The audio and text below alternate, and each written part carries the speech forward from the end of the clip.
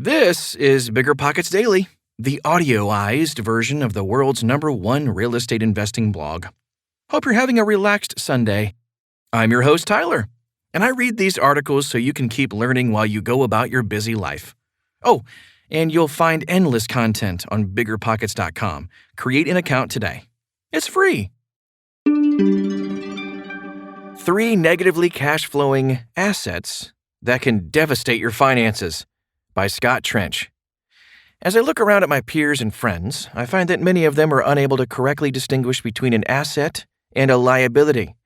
Some of my buddies are accumulating liabilities at an alarming rate, all the while thinking that these things are assets and will pay off in the long run. In this podcast, I want to describe some of the most commonly misconstrued assets and the devastating financial impact they can have on your personal balance sheet. Granted, some folks are quite content to sacrifice their balance sheets for the comforts and luxuries I list below. I am not suggesting that these things are wrong, but I will state that the items below should not be considered assets and should be recognized for what they are: insanely expensive luxuries that can delay higher objectives, like financial freedom, indefinitely. 3 negatively cash-flowing assets that devastate finances. Asset number 1, a financed car. I myself am guilty of this one. Even an economy car like a 2014 Toyota Corolla is a huge financial hit when financed new. Payments will continue for years, plus leverage against a depreciating asset, meaning taking out a loan to pay for the car when there is a 100% chance that it will decrease in value over the duration of the loan, is a surefire way to compound losses over time. A while ago, I tried to sell that exact vehicle mentioned above. I quickly found out that folks aren't interested in buying a brand new car from an owner who's had it less than 2 years. Turns out private buyers are distrustful of my motivations, and of course, I would never get a great deal from a dealer. It was a painful financial lesson that I won't be forgetting anytime soon.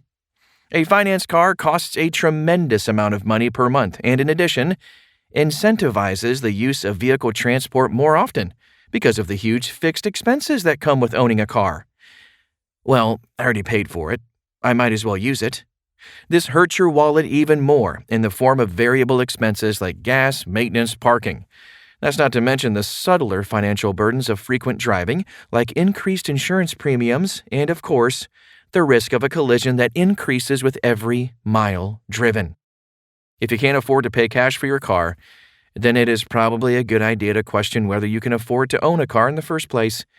There are plenty of alternatives to owning and driving a car regularly that are employable by the vast majority of Americans. Don't make the same mistake that I did.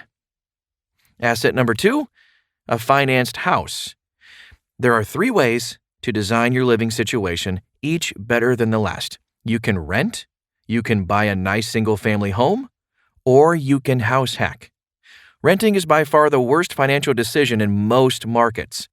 Every dollar you spend on rent is a 100% loss that you will never see again. It is imperative to move away from the status of tenant as soon as possible. Anyone who's read Rich Dad Poor Dad understands that a primary residence occupied solely by one's family is not an asset.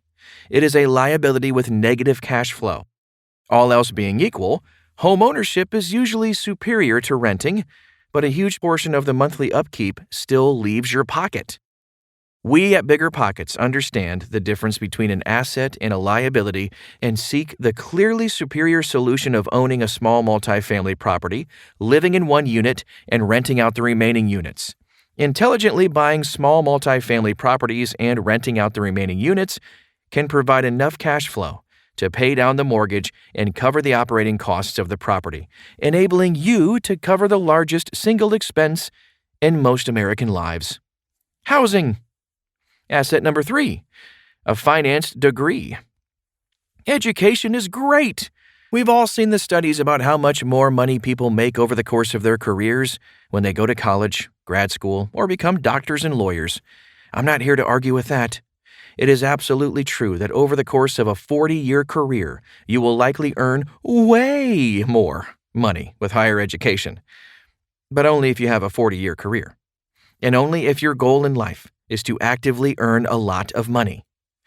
Investors, like those of us on BiggerPockets, are well served to be wary of business school, law school, medical school, or similarly expensive educations.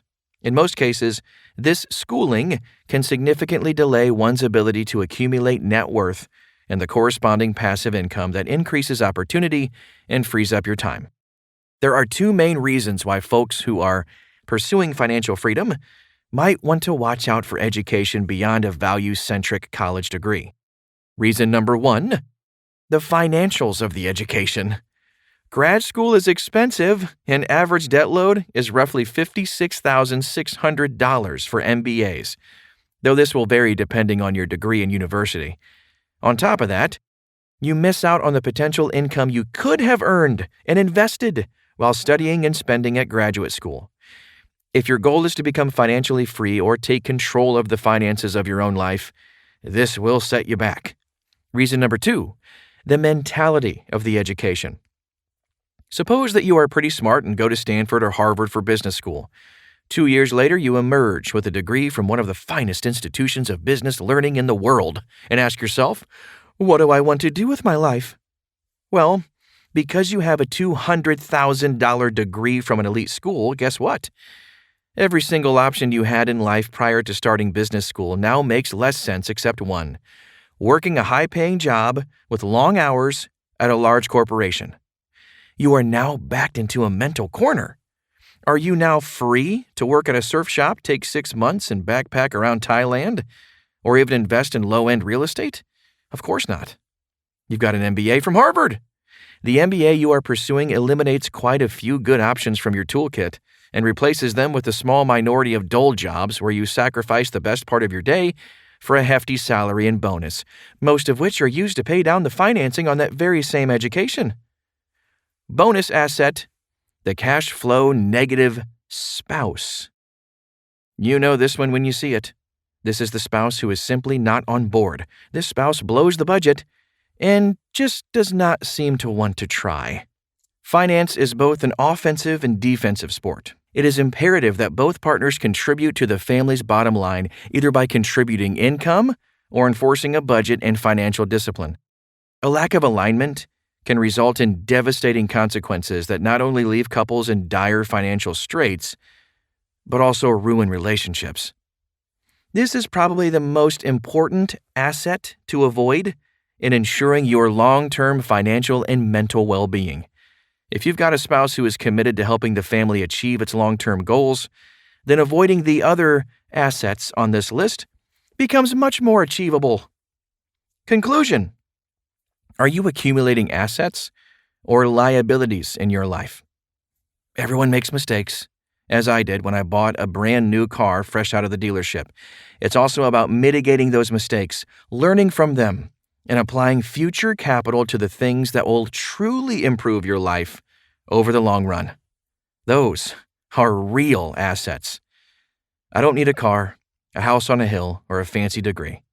I can get around quickly, healthily, and for free on my bike, live for free in my duplex, and learn and network for free here on BiggerPockets. I consider those to be some of my best assets. Hopefully you got something out of today's show. Before I leave you, here's a quick tip. Finding an investor-friendly real estate agent can accelerate your path to purchasing your first or next investment property. How do you do that? By visiting BiggerPockets.com/find-an-agent. That's BiggerPockets.com/find-an-agent to find a top-rated agent in your backyard. Have a great day, and hope to see you right back here tomorrow.